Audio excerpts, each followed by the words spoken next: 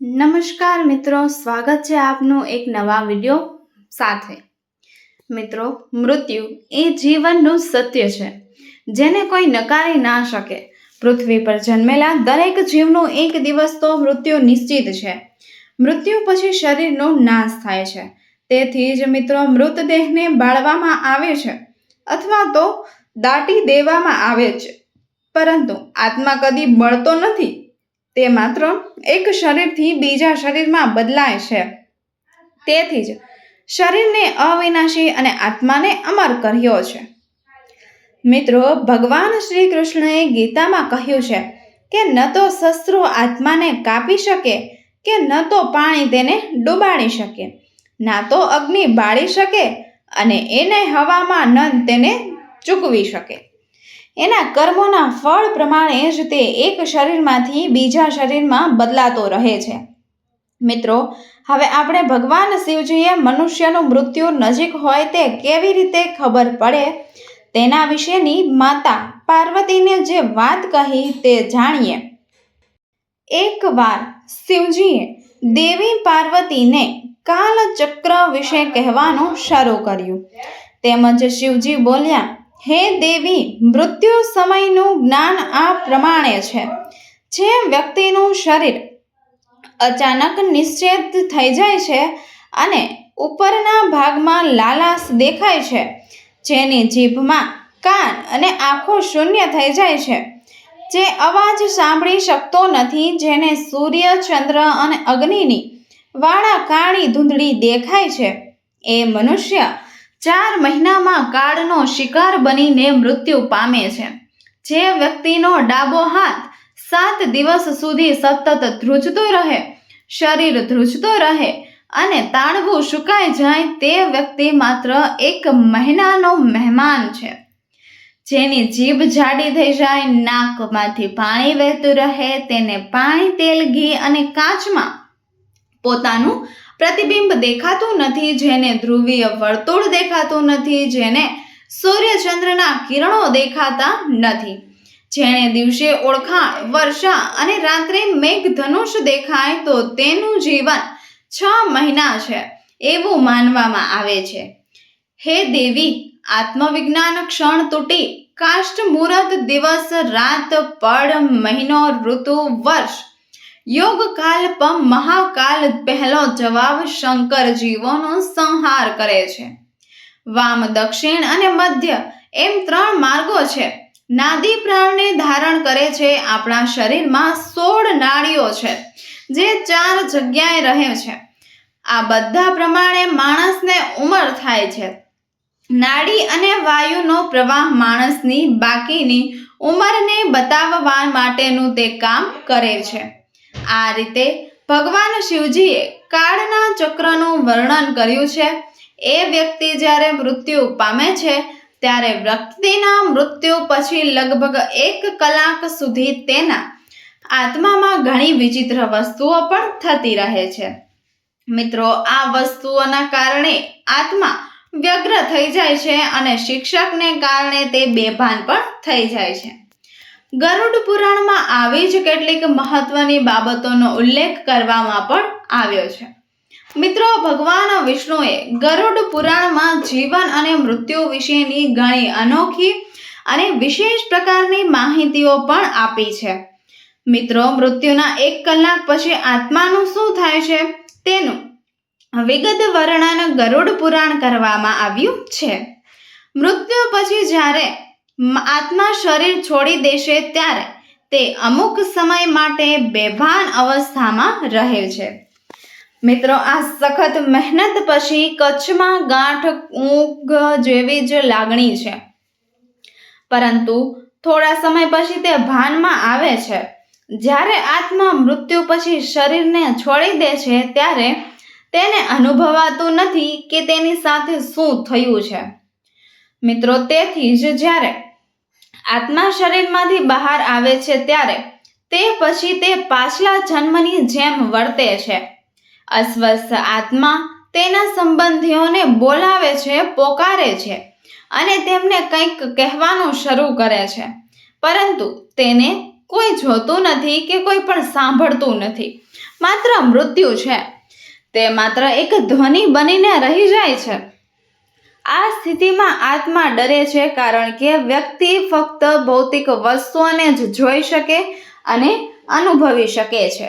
ગરુડ પુરાણમાં કહેવામાં આવ્યું છે કે શરીર છોડવાથી મિત્રો આત્માને દુઃખ થાય છે. તેથી તે તેના સંબંધીઓને મળવા અને વાત કરવાનો પ્રયાસ કરે છે, પરંતુ તેનો પ્રયાસ છે એ નિષ્ફળ જાય છે.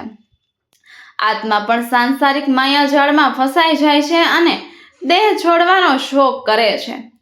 જે શરીરમાં આત્મા ઘણા વર્ષો સુધી રહેશે, મૃત્યુ પછી તે જ શરીરમાં ફરીથી પ્રવેશ કરવાનો તે પ્રયાસ કરે છે. પરંતુ મિત્રો, યમરાજના દૂત તેમને શરીરમાં પ્રવેશતા અટકાવે છે. જો કે શરૂઆતમાં તે આત્મા માટે મુશ્કેલ છે. તે મિત્રો ધીમે ધીમે તે સ્વીકારે છે કે આત્માનો શરીરથી અલગ થવાનો હવે સમય આવી ગયો છે. મિત્રો, મૃત શરીરથી દુઃખ અને કર્મોની યાદ શરીરથી દૂર થવાના થોડા સમય બાદ આત્માને પોતાના કર્મો યાદ આવે છે. આ સમયે ખાસ કરીને પોતાના ખરાબ કાર્યોને યાદ કરે છે. તે પરિવારના સભ્યોને, નજીકના સંબંધીઓને રડતા પણ જુએ છે અને યાદ કરે છે કે તેણે કોની સાથે શું કર્યું હતું ને કેવું કર્યું હતું. મિત્રો, આ પછી આત્મા યમલોકના માર્ગ તરફ ચાલવા પણ લાગે છે. ગરુડ પુરાણ અનુસાર યમલોકના માર્ગે પહોંચ્યા પછી આત્માને તેના કર્મ અનુસાર એક નવો જ જન્મ મળે છે. કેટલાક આત્માને તો તરત જ નવો જન્મ મળે છે, પરંતુ કેટલીક આત્માઓને રાહ જોવી પડે છે. મિત્રો, આપણા શાસ્ત્રોમાં તથા વિશેષતમ ગરુડ પુરાણમાં મૃત્યુ પછી જે તે જીવની ગતિ થાય છે તેના વિશે બહુ જ લખવામાં આવ્યું છે. જે તે સ્વજનના મૃત્યુ પછી તેના આત્માને શાંતિ માટે તથા વ્યાપક મોહમાયામાં ફસાયેલા સ્વજનોના મનના દ્વાર તથા જે તે સ્વજન શુભ કર્મ કરે તે માટે તે મૃત સ્વજન પાછળ ગીતા અથવા તો ગરુડ પુરાણ બેસાડવામાં પણ આવે છે. મૃત આત્મા પાછળ દાન, પુણ્ય તથા અન્ય વિધિઓ પણ હાલ કરવામાં આવે છે. આ બધા જ પાછળનો શાસ્ત્ર આપણા કોઈ અંગત સ્વજનના મૃત્યુ પછી થતું આપણે જોઈએ છીએ, પરંતુ આપણે તેને સમજી શકતા નથી. આપણા સ્વજન અથવા આપણા મૃત્યુ પછી કેવી અને કઈ વિધિ શા માટે થાય છે તે જોઈએ. મૃત્યુ પછી જે તે શરીરનો જીવ તે શરીરની પાછળ પાછળ જાય છે. તે શરીરને સ્મશાનમાં બાળવામાં આવે છે. તેથી તેનો જીવ નિરાશ થાય છે. બીજો દેહ ધારણ કરવા મન વાળે છે. તે તેના રસ્તે પડે છે. બીજો દેહ ધારણ કરે છે. જો કોઈ જીવે કાળી મજૂરી કરી હોય, રાત દિવસ જોયા વગર વૈતરા કર્યું હોય, પોતે ખાધું ન હોય, પુષ્કળ પૈસા પોતાની પાસે હોવા છતાં ફાટેલા તૂટેલા કપડાં ચપ્પલથી તે ચલાવતો હોય, સારું ખાઈ પી શકતો ન હોય અને પેટે પાટા બાંધી પૈસા બચાવતો હોય અને આવો જીવ જો અચાનક જ મૃત્યુ પામે તો તે જીવ બીજા કોઈ પણ દેહમાં જતો નથી, પરંતુ તે અવગતિએ જઈ પોતાના ધનમાલનું રક્ષણ કરે છે. તેની પાસે પણ કોઈને ફરકવા દેતો નથી. કોઈ પણ વખત આવો જીવ નાગનું શરીર ધારણ કરી પોતાના ધનોનું રક્ષણ કરે છે. આવા જીવ ભયંકર પાપી કહેવાય છે. મિત્રો, આવી સ્થિતિ ન આવે તે માટે આપણા શાસ્ત્રોમાં ત્રીજે દિવસે મુંડન તથા 10મું, 11મું, 12મું તથા 13મું કરવામાં આવે છે. 10મા દિવસે પિંડ વહેરવાની વિધિ મૃતાત્મા પાછળ કરાય છે. આ પાછળનું કારણ શાસ્ત્રો કહે છે તે મજબૂત છે. જે તે જીવ પોતાના મૃત્યુ પછી 13 દિવસ સુધી તે ઘરમાં રહેતો હોવાથી જુએ છે કે તેના નામનો બેન્ડ વહેરાઈ ગયો છે. તેથી તે પોતાના રસ્તે પડી પોતાનો નવો દેશ પ્રાપ્ત કરે છે. તે માટે તે મનને વાળી લે છે. જો દસમાનું પિંડ પહેરાવ્યા પછી પણ જે તે જીવ ભૂત થઈને ભમતો હોય તો તે જીવને સદગતિ માટે 11મા દિવસે ઘડા ભરવાની વિધિ કરાવી છે.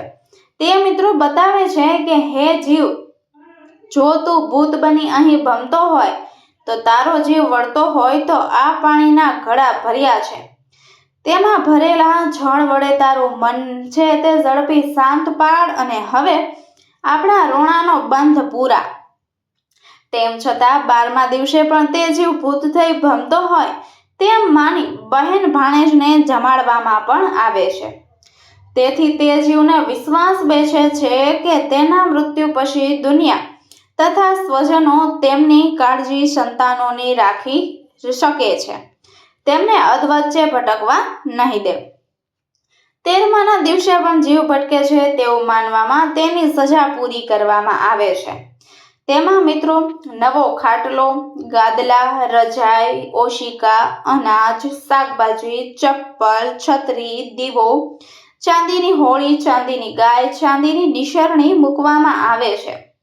આમ મનુષ્યનો આત્મા પોતાના કર્મ પ્રમાણે નવોદય પ્રાપ્ત કરે છે.